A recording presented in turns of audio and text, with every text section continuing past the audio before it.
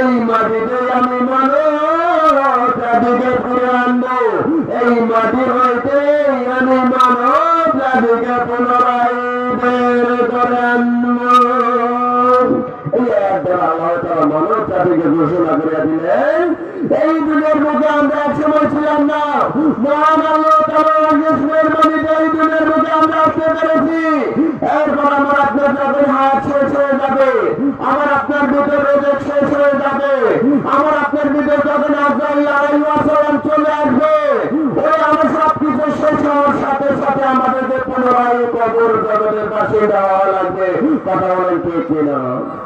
এই দুনিয়ার কারণে কারো জন্য হবে জান্নাতের বাগান, আর এই দুনিয়ার কারো জন্য হবে ওই কঠিন জাহান্নামের আগুনের গর্ত। কথা বলেন ঠিক কিনা?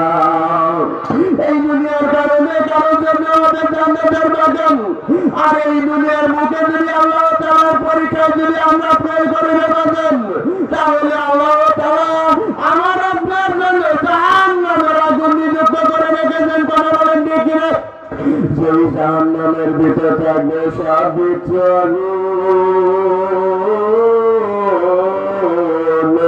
এই দুনিয়ার বুকে আমরা কিন্তু এক সেকেন্ডের জন্য আগুনের উপর হাত রাখতে পারি না।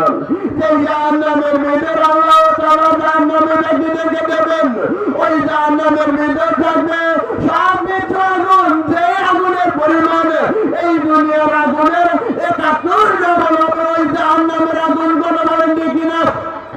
আল্লাহ তাআলা ওই জাহান্নামবাসীকে যখন আগুনের ভিতর দিবেন, তখন ওই আগুনের উত্তপ্ত হবে এই দুনিয়ার ৭০ ডবল হবে ওই জাহান্নামের আগুন। এইভাবে আল্লাহ তাআলা যখন ওই জাহান্নামীদেরকে জাহান্নামের ভিতর যখন পাঠাবেন, ওই আগুনের ভিতর কিনে আমাদের জীবন হাজার হাজার পানি দিয়েও কখনো নিভাতে পারবে না।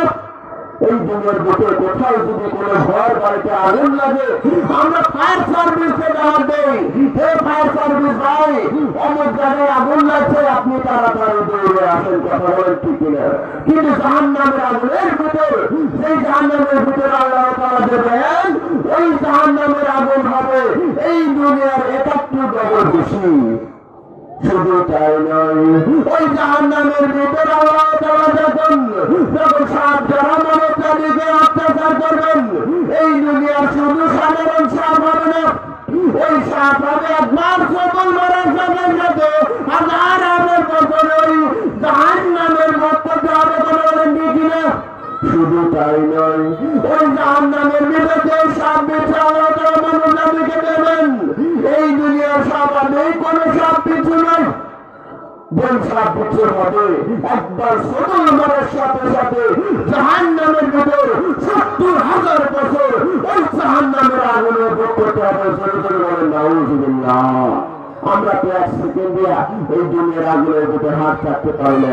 চিন্তা করে দেখেন জাহান্নামের আগুন কি আপনি সহ্য করতে পারবেন? এই কারণে আমাদেরকে সর্বাবস্থায় কবরকে ভয় করা দরকার, সর্বাবস্থায় করা মানুষের আমল করা দরকার, সর্বাবস্থায় নামাজ পড়া দরকার। করা বলেন ঠিক কিনা?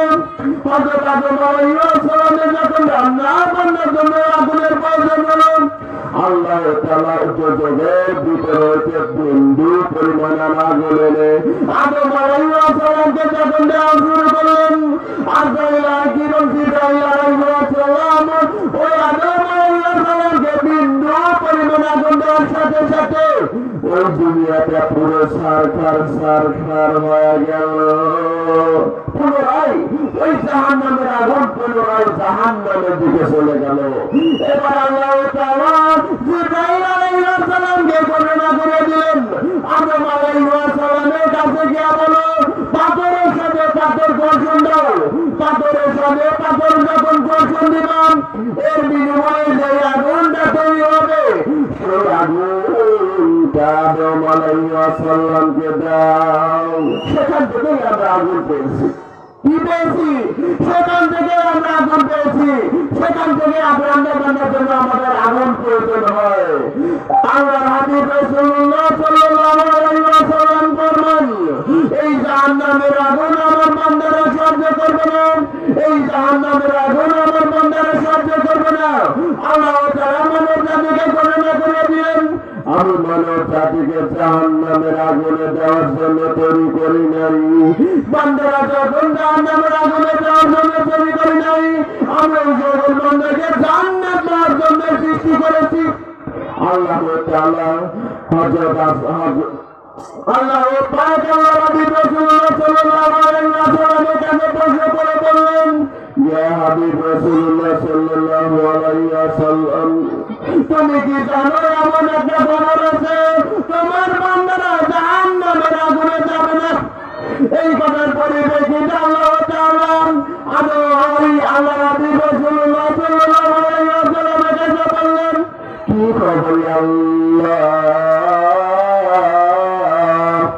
যেই বান্দা 5 ওয়াক্ত নামাজ পড়েন, যেই বান্দা 5 ওয়াক্ত নামাজের মাধ্যমে আমার কাছে দুসব ছেড়ে ধরে আমার কাছে চোখের পানি ছেড়ে আমার কাছে বেশি বেশি দোয়া করবে, আমার সকল বান্দার কারণে দোয়া করার কারণে জাহান্নামের আগুন হারাম করে দিব।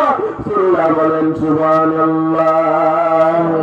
আল্লাহ তাআলা বলেন, যেই বান্দা 200 পানি ছেড়ে মনোজাতের মাধ্যমে নামাজের মাধ্যমে আমার কাছে যাবে, ওই পানির কারণে আমি আমার বান্দার জীবনের সমস্ত গুনাহকে মাফ করে দেব। জোরে জোরে বলেন সুবহানাল্লাহ। ওই চোখের পানির কারণে আমি তাদেরকে জাহান্নামের আগুন হারাম করে দিব। শুধু তাই নয়, যেই বান্দা কোরআনকে বেশি বেশি অনুসরণ করবে, একজন হাফেজ হবে, ওই 30 পারা কোরআনের থাকার কারণে আমি তাদেরকে জাহান্নামের আগুন হারাম করে দেব। জিল্লা বলেন সুবহানাল্লাহ। এই কারণে হাফেজ সাহেব অত্যন্ত ভাগ্যবান, হাফেজ সাহেবরা অত্যন্ত ভাগ্যবান, কারণ তারা তাদের ভিতরে 30 পারা কোরআন থাকে, আর 30 পারা কোরআন থাকার কারণে আল্লাহ তাআলা কাল কিয়ামতের মাঠে তাদের ভিতরে জাহান্নামের আগুন স্পষ্ট করবে না। আল্লাহ বলেন সুবহানাল্লাহ। এই কারণে জাহান্নাম দেখে আমাদেরকে সর্বাবস্থায় ভয় করা দরকার, জাহান্নামকে বেশি বেশি স্মরণ করা দরকার, জাহান্নাম দেখে আমাদেরকে বেশি বেশি আত্মতৃপ্ত হওয়া দরকার। এই কারণে আমাদেরকে জাহান্নাম থেকে ভয় করা বেশি দরকার আছে কি?